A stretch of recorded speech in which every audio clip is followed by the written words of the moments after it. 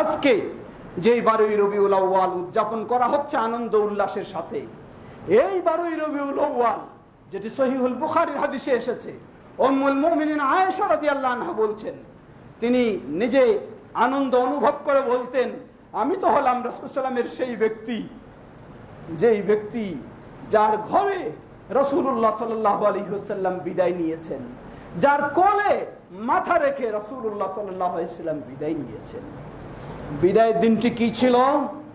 রাসূল সাল্লাল্লাহু আলাইহি ওয়াসাল্লামের জীবনে বহুবার সতর্ক করেছেন, এমনকি জীবনের শেষ দিন 11 হিজরি রবিউল আউয়াল মাস 12 তারিখ সোমবার সকাল 8 থেকে 9টার দিকে উম্মুল মুমিনিন আয়েশা রাদিয়াল্লাহু আনহার কোলে মাথা রাসূল সাল্লাল্লাহু আলাইহি ওয়াসাল্লাম যেন শেষ পর্যায়ে বিদায় নিবেন ভাব, একবার চেহারা চাদর দিয়ে ঢেকে নিচ্ছেন, আবার যেন শ্বাস বন্ধ হয়ে যাচ্ছে, চাদরটাকে সরিয়ে ফেলছেন, আবার পাশে পানির পাত্র রয়েছে, হাত ভিজিয়ে চেহারাটাকে মুছে নিচ্ছেন আর বলছেন লা ইলাহা ইল্লাল্লাহ ইন্না লিল মাউতি সাকারাত, বলছেন লা ইলাহা ইল্লাল্লাহ, মৃত্যু যন্ত্রণা কতই না কঠিন যন্ত্রণা, আল্লাহু আকবার।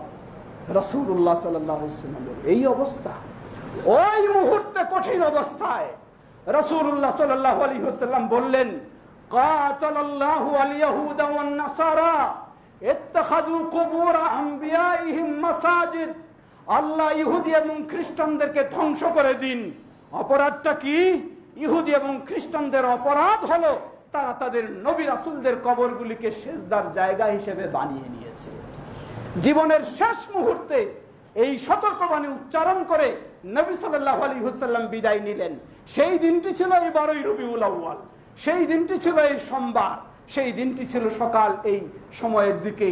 লক্ষ্য করুন, আজকে যদি সত্যি এই ইতিহাস মানুষের সামনে তুলে ধরা হয়, তাহলে আজকে যারা 12ই রবিউল আউয়ালে এই সব শিয়াদের অনুসরণ করে এই সবই ইবলিসি কর্মকাণ্ডে লিপ্ত হয়, তাদের যদি তারা সত্যি রাসূল সাল্লাল্লাহু আলাইহি ওয়াসাল্লামের শেষ জীবনের এই 12ই রবিউল আউয়ালের তথ্য তুলে ধরত, যেখানে কবর পূজাকে হারাম করা হয়েছে, মাজার পূজাকে হারাম করা হয়েছে, তাহলে তারা কখনোই কবর পূজা এবং মাজার পূজা করত না।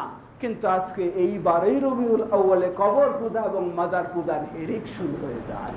লা হাওলা ওয়ালা কুওয়াতা ইল্লা বিল্লাহ।